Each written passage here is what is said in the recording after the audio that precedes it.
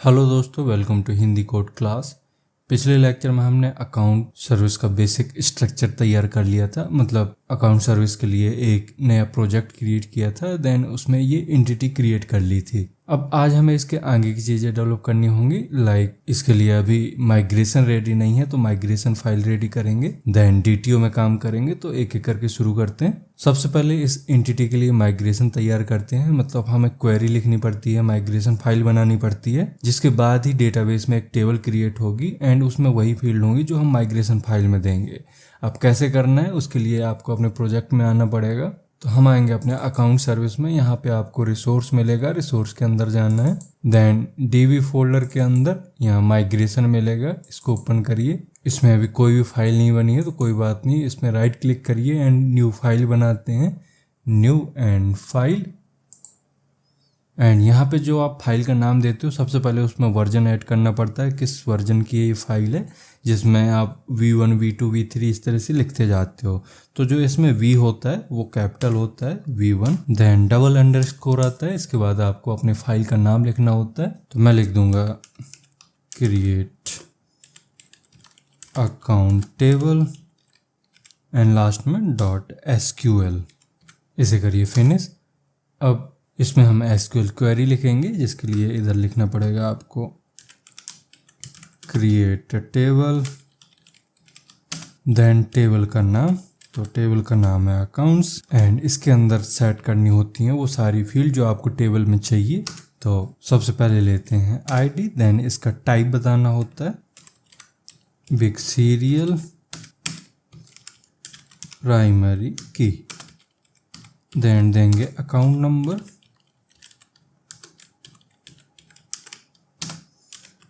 varchar 20 set कर देंगे and unique not null. Then customer ID भी देनी पड़ेगी आपको, क्योंकि ये फील्ड भी आपने एंटिटी में बनाई थी एंड ये लॉन्ग टाइप की थी, जिसके लिए आपको लिखना पड़ेगा यहाँ पे big int not null. Then account type चाहिए varchar 20। देन हमें स्टेटस भी देना है, स्टेटस भी फील्ड ली थी varchar 20, इसमें भी देंगे। देन बैलेंस के लिए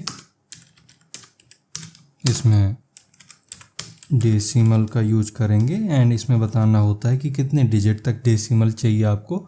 मतलब वैल्यू कितनी बड़ी होगी तो 15 डिजिट की होगी एंड जो डेसिमल पॉइंट के बाद जो वैल्यू होगी वो 2 डिजिट तक होगी। देन इसके बाद आपको created at and updated at के लिए यहाँ फील्ड सेट करनी पड़ेगी। तो created at timestamp and दूसरा होगा अपडेटेड एट टाइम स्टैम्प, ठीक है, एंड लास्ट में सेमीकोलन। अब यहाँ पे ये जो आपने एट लिखा है इसमें इसको स्मॉल लेटर कर दीजिए, ठीक है, देन इसको कर देंगे सेव। अब हम इसी अकाउंट के लिए एक रेपोजिटरी बना लेते हैं। तो आते हैं main/java में एंड यहाँ पे एक न्यू पैकेज बना लेंगे। राइट क्लिक करिए, न्यू एंड पैकेज, इधर लिखेंगे .repository। अब इसी पैकेज में आपको राइट क्लिक करके एक इंटरफेस बना लेना है। तो इधर आपको इंटरफेस मिल जाएगा, इसमें क्लिक करिए एंड यहाँ पे दीजिए इसका नाम, जो कि होगा अकाउंट रेपोजिटरी एंड फिनिश। अब इसमें आपको सबसे पहले एक्सटेंड करना पड़ता है जेपी रेपोजिटरी को। तो एक्सटेंड्स जेपीए रेपोजिटरी, इसमें दीजिए अपनी एंटिटी का नाम अकाउंट, देन प्राइमरी की का टाइप। तो ये है लॉन्ग टाइप की। इसके अलावा इसमें एक हम कस्टम मेथड भी देंगे जो कि अकाउंट नंबर से अकाउंट को फैच करेगा। तो ऑप्शनल इसमें दीजिए अकाउंट, देन मेथड का नाम फाइंड बाय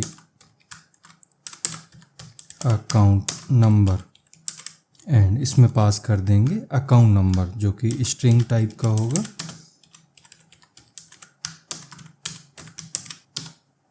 इसको कर दीजिए सेव इसके बाद हम रिक्वेस्ट एंड रिस्पॉन्स के लिए 2 DTO क्रिएट कर लेते हैं। एंड DTO क्रिएट करने के लिए पहले हम बनाएंगे एक पैकेज।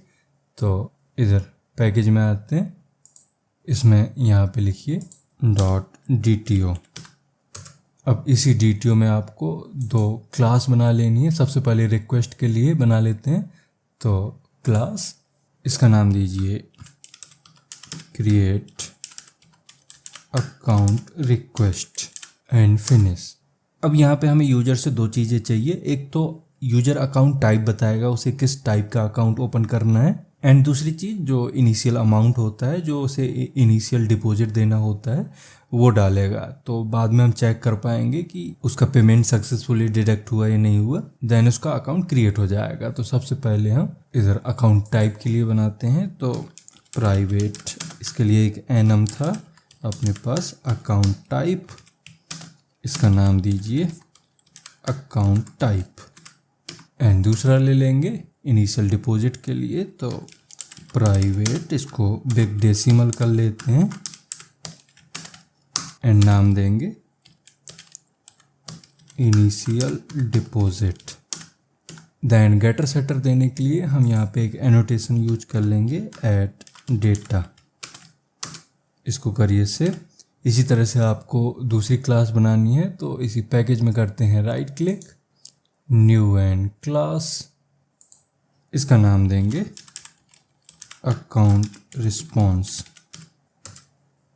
अब इसमें हम वो फील्ड रखेंगे जो यूजर को हमें रिस्पॉन्स में देनी है। तो सबसे पहले जो अकाउंट नंबर क्रिएट हुआ है इस पर्टिकुलर कस्टमर के लिए, तो वो हमें कस्टमर को रिटर्न करना पड़ेगा। तो यहाँ पे लिखिए private string account number, private account type, इसको टाइप कर दीजिए। देन प्राइवेट, इसको बिग डेसिमल कर देते हैं, इसमें देंगे बैलेंस। एंड एक और फील्ड देते हैं स्टेटस के लिए।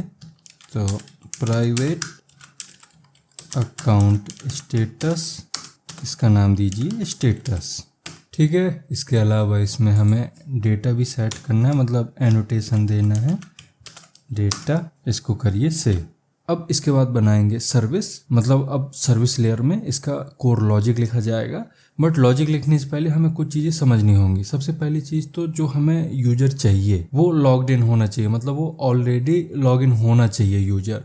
अब लॉगिन यूजर की इन्फॉर्मेशन आपको ऐसे नहीं मिल जाएगी, उसके लिए कॉन्टेक्स्ट होल्डर होता है जिसके अंदर लॉगिन यूजर का डिटेल पड़ा होता है। तो पहले हमें कॉन्टेक्स्ट से उस यूजर को निकालना पड़ेगा, देन उसे हम अपने लॉजिक में यूज कर पाएंगे। तो यहाँ पर जो यूजर आईडी के लिए लॉजिक लिखेंगे वो इस तरह से होगा कि पहले कॉन्टेक्स्ट होल्डर से, मतलब सिक्योरिटी कॉन्टेक्स्ट होल्डर से JWT निकालेंगे एंड JWT से हम यूजर आईडी नाम का क्लेम निकाल लेंगे जिसमें यूजर आईडी होगी। तो हम क्या करेंगे, एक पैकेज बना लेते हैं जिसके अंदर हम ये सारी चीज़ें हैंडल करेंगे, मतलब निकालेंगे यूजर की आईडी। तो पैकेज, इधर अब DTO नहीं चाहिए, इसका नाम देते हैं सिक्योरिटी एंड फिनिश। अब इसी सिक्योरिटी के अंदर एक क्लास ले लेते हैं, न्यू एंड क्लास, इसका नाम देंगे सिक्योरिटी यूटिल। देन इसमें बना लेंगे हम एक मेथड, एंड ये मेथड एक स्टैटिक मेथड होगा जिसकी वजह से सिक्योरिटी यूटिल, मतलब क्लास के नेम के थ्रू ही हम सीधा इस मेथड को कॉल कर पाएंगे। तो यहाँ लिखेंगे public static long gate user ID. अब इसको हमें इनपुट में कुछ भी नहीं देना है, हम सीधा इसका बॉडी लिखेंगे एंड बॉडी में सबसे पहले हमें JWT चाहिए। तो ये JWT टाइप का एक वेरिएबल ले लेते हैं, इसका नाम देंगे JWT एंड इसी में जो कॉन्टेक्स्ट से JWT निकालेंगे उसको होल्ड कर लेंगे, जिसके लिए यहाँ पे लिखना पड़ेगा सिक्योरिटी कॉन्टेक्स्ट होल्डर। इसमें एक मेथड होता है .getContext.getAuthentication। अब ये रिटर्न करके देता है एक ऑथेंटिकेशन ऑब्जेक्ट। बट हमें क्या चाहिए, हमें चाहिए एक JWT। उसके लिए हम क्या करेंगे, इस पूरे को टाइप कास्ट कर देंगे, किसके साथ, JWT ऑथेंटिकेशन टोकन में। तो यहाँ पे लिखिए JWT ऑथेंटिकेशन टोकन। अब इसमें मिल जाएगा हमें एक मेथड, उसको यहाँ पे यूज कर लेंगे .get टोकन। ठीक है, अब इसी टोकन को कर देंगे रिटर्न, मतलब टोकन रिटर्न नहीं करना है हमें, टोकन के अंदर क्लेम रिटर्न करना है, जो यूजर आईडी नाम का क्लेम है उसको रिटर्न करना है। तो हम क्या करेंगे, इसमें लिखिए रिटर्न JWT गेट क्लेम। अब यहाँ पे गेट क्लेम नहीं आ रहा है, ऐसा क्यों हो रहा है, क्योंकि यहाँ पे जो हमने JWT इंपोर्ट किया है वो आई थिंक दूसरा इंपोर्ट हो गया है। हाँ, ये वाला इंपोर्ट नहीं चाहिए, हमें चाहिए OAuth to JWT। ठीक, तो इसको यहाँ से हटाते हैं एंड फिर से इसको करते हैं इंपोर्ट। एंड ये सेकंड नंबर में आपको दिख रहा है OAuth to .jwt, इसी को इंपोर्ट करना है। अब यहाँ पे आपको मेथड मिल जाएगा गेट क्लेम। अब कौन सा क्लेम चाहिए वो यहाँ पे पास कर देते हैं, हमें चाहिए यूजर आईडी, तो यूजर आईडी। अब ये जो गेट क्लेम रिटर्न करता है वो एक ऑब्जेक्ट टाइप का डेटा रिटर्न करता है, बट अगर हमने मैनुअल क्लेम सेट किया है एंड इस क्लेम के अंदर लॉन्ग टाइप का ही वैल्यू दिया है तब ये ठीक है, ये लॉन्ग ही रिटर्न करेगा। लेकिन अगर आपने मैनुअल इस क्लेम को नहीं डाला है, मतलब आप हेडर के थ्रू ले रहे हो, तब आपको यहाँ पे कन्वर्ट करना पड़ेगा। इसके भी दो तरीके हैं, यहाँ पे आप पहले इसको स्ट्रिंग में कन्वर्ट कर सकते हो, इसके बाद लॉन्ग डॉट वैल्यू ऑफ का यूज करके इसको लॉन्ग में कन्वर्ट कर सकते हो, या फिर पहले आप चेक लगा लीजिए कि इसमें वैल्यू है या नहीं है, एम्प्टी तो नहीं है, नल तो नहीं है, इसके बाद इसको डायरेक्ट लॉन्ग में कन्वर्ट कर लीजिए। बट अभी हमारे केस में क्या हो रहा है, हम ऑथ सर्विस में जब भी टोकन जनरेट कर रहे हैं, मतलब OTP बेस्ड टोकन जनरेट कर रहे हैं, तो उसमें हमने मैनुअल इसको जनरेट किया है एंड उसी टाइम पे हम इसमें यूजर आईडी क्लेम सेट कर रहे हैं। तो वो यूजर आईडी लॉन्ग टाइप की ही हम सेट कर रहे हैं, इस वजह से हमें यहाँ पे कन्वर्ट करने की ज़रूरत नहीं पड़ रही है। ठीक है, इसको कर लीजिए अब सेव। अब इसका यूज करेंगे हम सर्विस में, बट इस लेक्चर में इसको यूज करेंगे तो लेक्चर काफ़ी लंबा हो जाएगा। हम इसके लिए एक सेपरेट लेक्चर बनाएंगे जिसमें सर्विस एंड कंट्रोलर दो ही चीज़ें कवर करेंगे, जिससे आपको उसका proper logic and use case समझ में आए। तो अब हम मिलते हैं नेक्स्ट लेक्चर में, एंड इस लेक्चर में अगर चीज़ें आपको समझ में आई हैं तो इसको लाइक करिए, एंड अगर अभी तक चैनल को सब्सक्राइब नहीं किया तो चैनल को सब्सक्राइब भी कर लें। Thank you.